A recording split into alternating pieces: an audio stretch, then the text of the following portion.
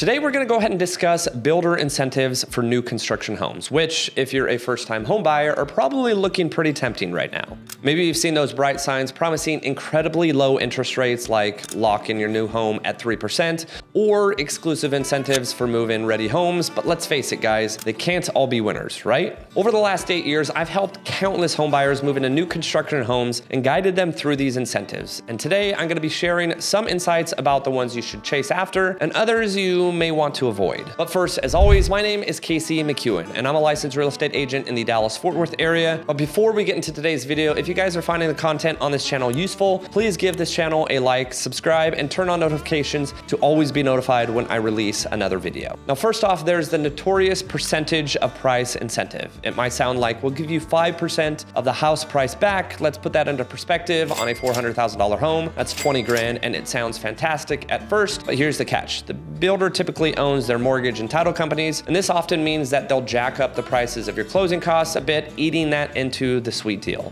Realistically, you're left with about half of that incentive to actually use towards lowering interest or covering your actual closing expenses. Now, it's certainly not terrible, but it's certainly not the gold standard of incentives. Speaking of gold standards, next we have the incredibly enticing fixed rate incentive. Now, you might see offers advertising rates like, hey, secure a low 2.99% mortgage on your brand new home. To be honest, any rate below 4% these days feel like winning the lottery, but interest rates like that haven't been consistently available really since the COVID era. Me personally, I closed on a property in the end of 2020, and that was sub 2%. I also bought 2 homes in 2021. Both were investment properties. Typically, those are about a full percentage higher than owner-occupant homes. And both of those homes, even though I don't own one of them anymore, but those 2 homes that I purchased in 2021 were again both sub 4%, which means they were probably sub 3% if I had actually occupied them. But also it's a double-edged sword. I bought a home in 2023 as well as got a lot in 2024, which if you've watched some of my previous videos,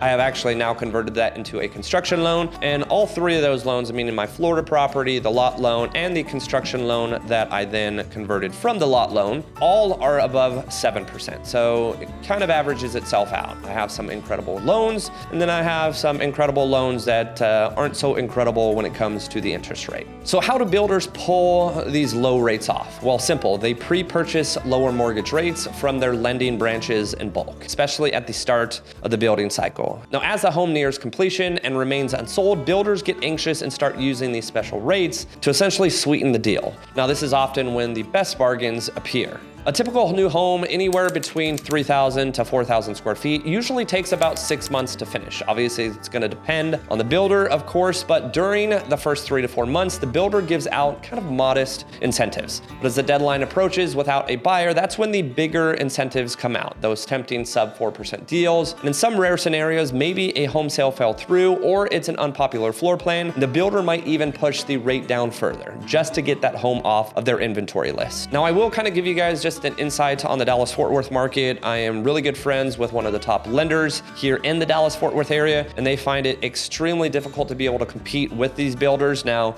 because of the high interest rates and the ability to really give all of these builder incentives or rate incentives. Lenders struggle to compete with new build opportunities. So I have a ton of clients really over the last 18 months that have bought new construction homes largely because rates are high and builders are able to give them a lower rate. And on top of that, most first-time home buyers struggle with being able to provide a down payment, meaning I have maybe $15,000 to cover the down payment, but then I also don't have another $15,000 to cover the closing costs. So again, that's where new build opportunities come in, and they cover that entire $15,000 in closing costs. So you don't need 30, you only need your $15,000 in down payment. And again, nothing against one of my best friends who owns a top mortgage company, but he can't just come up with 15 grand to give every single buyer to be able to buy a new construction home.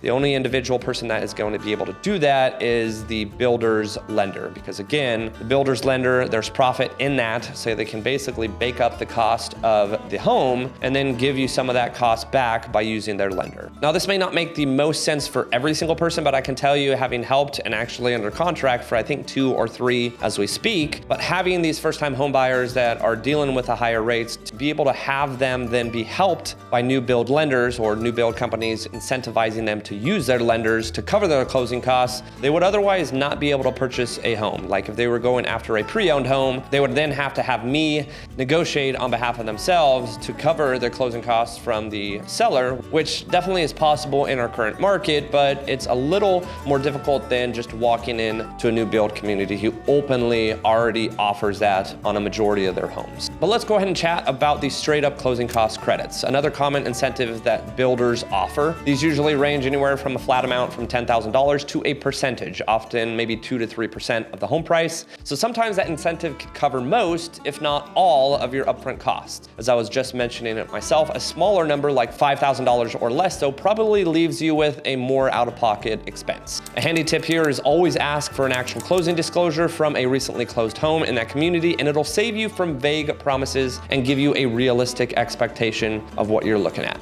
Now, the best absolute deal happens when builders get desperate. Now, imagine combining a 4% fixed rate and significant closing cost coverage. Sounds amazing, right? It's totally doable if you're patient and flexible. Now, the biggest thing that I tell people when I'm helping them buy, either in the state of Texas or Florida when it comes to new builds, is exactly what I just said. If you have patience and you're flexible with what your purchase may be, you can get an incredible deal. Now, if you want this particular lot and the community's not even developed and the home hasn't even started, but you love that particular lot, and maybe you want to make some choices when it comes to the layout, the particular floor plan, or maybe choose your carpet, so on and so forth. The lower end builders definitely don't have a lot of choices. If you go up in price, you're going to get a little bit more choices, but not full customization unless you go to a custom builder. But the earlier on in the build process that you're looking at, the less of a deal that you're going to get. Now, as I just mentioned pretty vaguely or quickly just a second ago, if you find a house that actually fell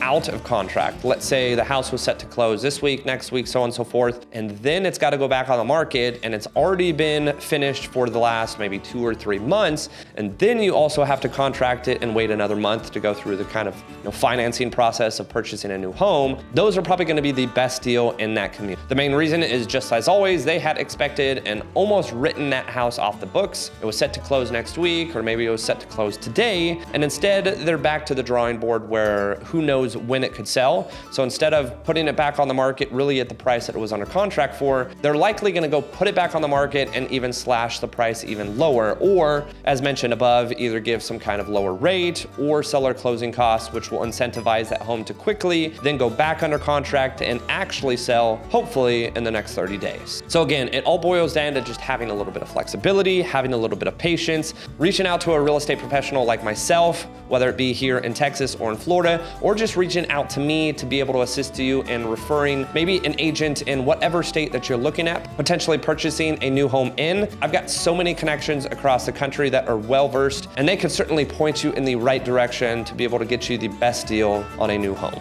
But that's all I got for you guys this week. As always, I appreciate the love and support. Make sure to like and subscribe. It really does help. And stay tuned for next week's content.